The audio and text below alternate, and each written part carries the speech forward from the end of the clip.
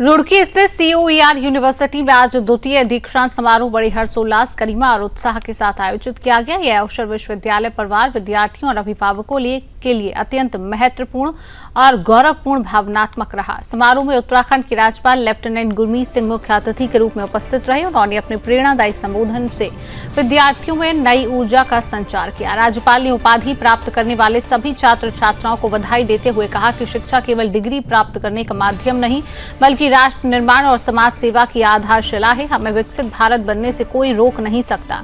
आज का युवा जाग गया है। अब भारत आत्मनिर्भर की तरफ तेजी से बढ़ रहा है। राष्ट्र निर्माण हो रहा है।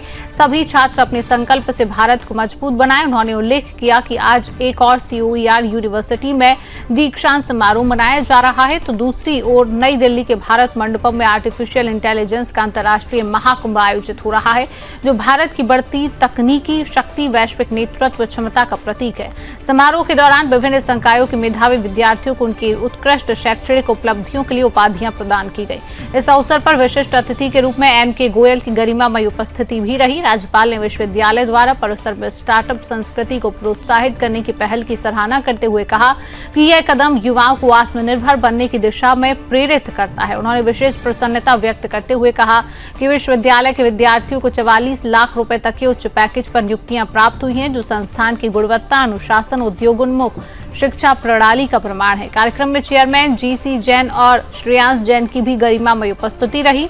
उन्होंने सभी उपाधि प्राप्त विद्यार्थियों को शुभकामनाएं देते हुए उनकी उज्जवल भविष्य की कामना की।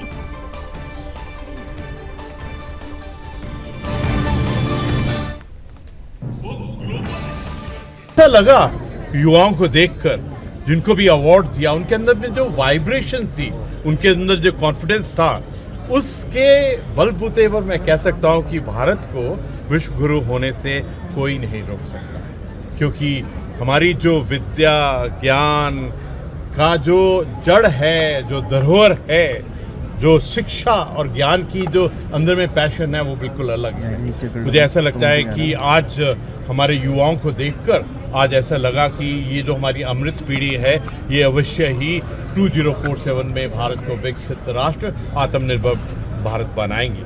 आज ये भी एम्फसाइज किया कि जो टेक्नोलॉजी है, जो विद्या है, या जो भी आपके अंदर स्किल है, तब तक पूर्ण नहीं होती है जब तक आपके साथ में, उसके साथ में एक चरित्र निर्माण भी। हम सब ने संकल्प लिया कि हम किस प्रकार राष्ट्र प्रथम, नेशन फर्स्ट की जो भावना है, उसको किस प्रकार हमको अपने आत्मा के अंदर उसको गढ़ना है।